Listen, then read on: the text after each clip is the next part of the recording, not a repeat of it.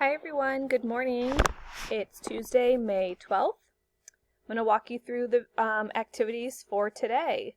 So first up in math, I have made a video for you using Hairy Money, and it's how to count mixed coins. Today we are working on counting different coins. So there might be a quarter, a nickel, and 2 pennies. Okay, so we're going to see different coins today. So please watch this video first before you do the activities in Seesaw. I have also included the Hairy Money slide, so you know how many hairs each coin gets. So I've included that for you as well. If we look at Seesaw, the activities are Money 8 and Money 9. Both activities are similar. So they work exactly the same. So I'm only going to show you one of them. Okay, so, whoops, sorry about that. When you click Add Response, you can use the drawing tool or the text tool. I do encourage you to draw the hairs on top of the coins because it will help you. Okay, you can use any color you'd like. So the first one is a nickel. So the nickel is 5 cents and it gets 1 hair.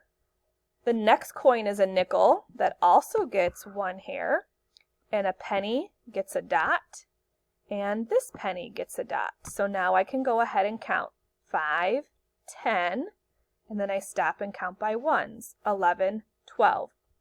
So you can either write 12 with this tool, or you can use the text box, and write 12. Please just shrink it for me so it fits nicely in the box there.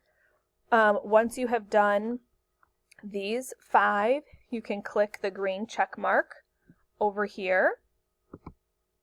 And then you can do the Money 9 activity. It's the exact same, you'll just see different coins. Okay, so I'll bring it up for you really quick. Here's Money 9. It's the same activity, just different coins. You will notice that this one does include a quarter. Okay, so take your time, boys and girls. Really look at the coins. I know some of them can be confusing. And if you want, ask mom or dad if they have any real coins in their wallet or in their purse that you can use while you're counting. That would be really fun too. Okay, and then if we look at the calendar, there is Reflex Math today. Reflex Math I did assign all week. These activities shouldn't take super long, so if you do have some extra time, I really would encourage you to work and continue working on those math facts. For reading today, it's the retelling cards, and I did it the same as last week. I linked the story and the cards together. Okay, so let me show you that. That is right here. So first, please click on the link to listen to the story again. After you listen to the story, then you can click Add Response. And then you're going to use the Move tool to move. Whoopsies. Whoopsie. You're going to use the Move tool to, let me erase that line there, move the pictures into the correct spots, okay? And then once you're finished with that, you can click the check mark, and you'll be finished. But listen to the story first before you try to put the cards in order. And then lastly today we have the spelling boxes. Let me get back to that activity.